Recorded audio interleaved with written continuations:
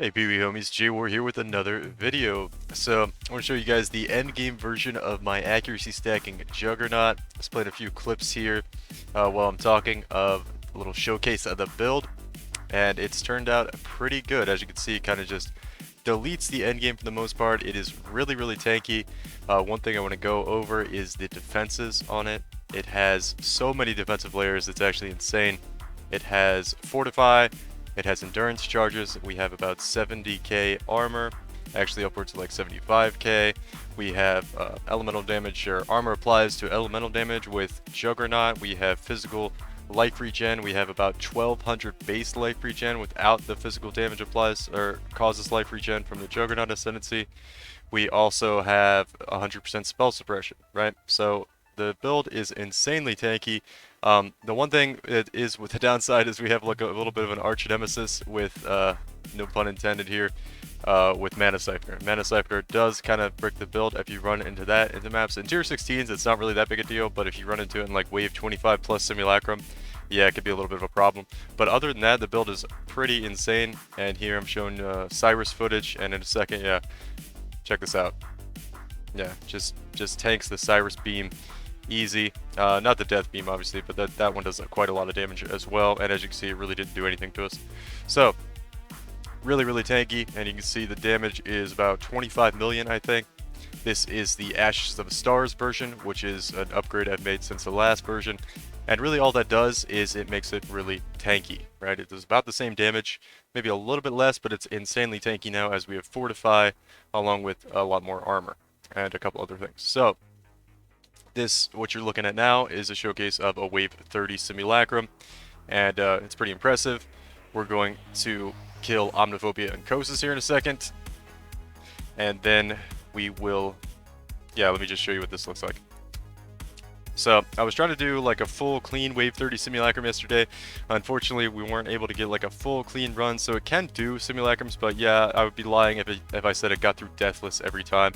I was trying to get a deathless run so I could make that claim here on the you know, on the video I was planning on making, but yeah, it doesn't quite get through deathless every time, but it can do them. It can do wave 30 Simulacrums pretty reliably.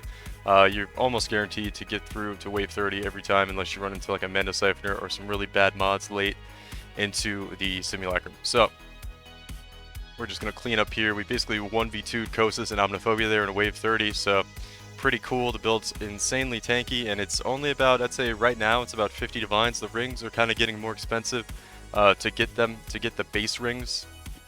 Okay, so I now have 4 versions of this build, I think. We've got the 4050C budget version, super budget version, really just right out of leveling. When you swap into Accuracy Stagger, those are the items you need to swap. We have the 6 to 7 Divines version, so it's going to get you about 6 to 7 mil DPS. The 40C version is going to have about probably about 2 mil DPS. And then we have the endgame version with Doryani's, which gets you about 25 million damage, right? And then we have the super endgame version, which is what I'm playing now and what I just showcased there, which has about the same damage. You can get it quite up there to a lot more. And by the way, when I say it's 25 million damage, guys, that's not including the double hit from Lightning Strike and the Vol Lightning Strike that you can put down as well. When you get those things down, you're probably really around like 70 million. And when you're on this level here with like level 100, you can get your boss damage up to like over 100 million with like Vol Lightning Strike down and your double hit from your projectile and melee attack with Lightning Strike. So, kind of absolutely insane build. This is probably one of the strongest builds I've ever played on this amount of budget. As you can see, we're using like an Immortal Flesh belt. The really only expensive things are Ashes of the Stars. The rings can be kind of hard to make with Reflection of Kalandra encounters in the lake.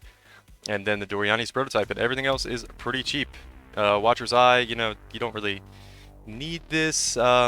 You kind of do. It's arguable. The Chaos Res is really nice, right? The Chaos Res and the non-channeling allows you to have avoid mana problems, but there's other ways of doing this. You could just use a replica Conqueror's Efficiency to get the minus mana cost on another jewel slot, and your damage will suffer just a little bit, but you'll be able to get a Watcher's Eye for much cheaper. So there's options you could use for that, but let me mention one thing here, since this is the video for the more advanced and super endgame version, which I've kind of finalized now and I like it. I have in a really good spot.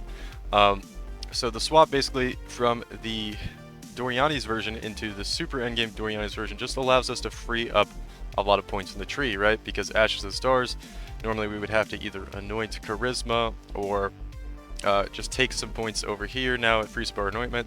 So we still get our Tribal Fury. We just anoint that.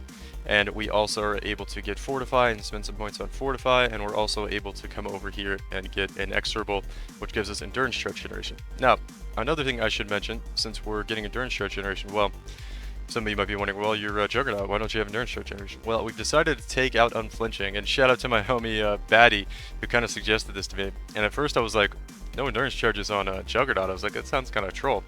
But I tried it out, and having the life regen from Untiring is actually insane. It gives our life regen up to 1200 base life regen. And keep in mind, guys, we're on low life. We only have 2k life, so that's like over half of our life regenerated per second. We also have Leech on hit with 800 Leech, so it's just insanely tanky. Like I said, the only thing it really kills us is like Mana Siphoner, and that's about it, unless you really go like fight Uber bosses or something. You're going to pretty much melt everything in the game with this type of damage, and you're going to tank everything with this type of defense. So we made the swap there. I wanted to go over that. I think we're good on that. Yeah, no Unflinching, and we've gone Untiring, right? And then we get Endurance Charge Generation from Inexorable instead. So we still have Endurance Charges actually, which is really all this does. This is really just +1 max Endurance Charges and Generation. But you get a Generation here, and this also allows us to take this Mastery that gets us 30% reduced extra damage from crits. And also, I like taking the Pantheon, which I think is in the configuration now, right, which is Fire and Fury on Soul of Solaris, which take no extra damage from crits if you've taken a crit recently. So if we've taken a crit recently, we're taking no extra damage from crits, and at most, we're taking 30% less damage from crits. So it's just another defensive layer we have here on the build. And I guess the last thing to go over with this build would be how you set up the Ashes of the Stars. It's a little tricky when you move from the regular Hinocor's Sight Doryani's prototype version into this, as you don't want a really high increased reservation efficiency of skills Ashes of the Stars. I would say somewhere between 12 to 14% with 30 quality is ideal. The reason why you don't want a lot of reservation efficiency is because, for one, you don't need it and it's going to be more expensive, and for two, the real reason is because that's not just mana reservation, that's life reservation as well. And I could show you, if you have too much of it, it's going to cause your low life to not work, right? So if I put an Ashes in here, let me show you. You actually have to do something to bring your life down a little bit as well on top of this, right? So as you can see, if we go up way too high, right, our unreserved life goes up really high, right? If we have like a 20, right? Now that's bad because that means we're not going to be in the low life range, right? That means we're going to have to spend 100 life to get to low life if we do that change, right? So you don't want to do that. You want to be around 12 to 14, seems pretty reasonable to me, because you don't want to be too low because you're not going to have enough mana, right? Because the reservation efficiency also applies to mana, but you don't want to be really high because you're going to have too much life, basically, and you're not going to be on low life. So, and the other way you kind of deal with that when you do make the switch into Ashes of the Stars is you have to put your links together for your arrogance. You need to put, where is it?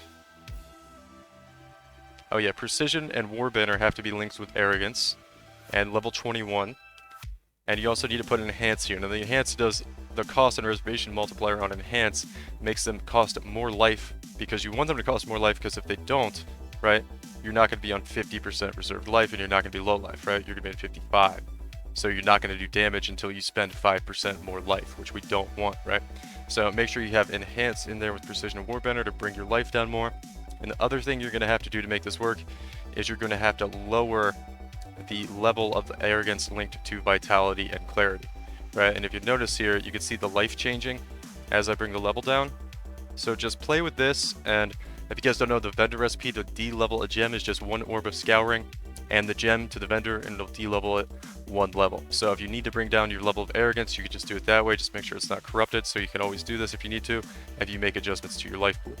So this is how you kind of fine-tune that life number so that you're always on low life, right? See, if it's too high, I'll be on 51% life, and we have a little bit too much unreserved, so we need more reserved. So we bring that Arrogance level down, get to that 50% threshold. Now we're good.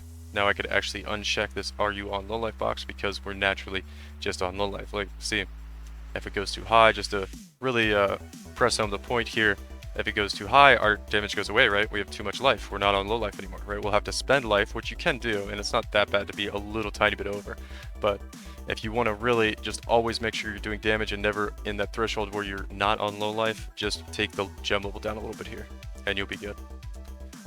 So that's how you manage the swap between Ashes of the Stars and Hinnakor's Sight when you go to the final endgame version, and you can get this insane level of tankiness on the build. It's really, really nice, and yeah, I like it a lot, and hope you guys enjoy this one. I'm going to be updating the guides for the other ones with a couple of things, like I made some optimizations in the tree. We were able to save some points because we were taking like this life wheel here, and I think, yeah, that was the main thing. And I was just thinking, why are we taking this life wheel here to avoid elemental ailments when we could take like Golem's Blood here and then like spend some points here as well and just get more benefit from these life wheels than that one and have just about the same amount of life, and it also saves us a point on the tree to do it that way.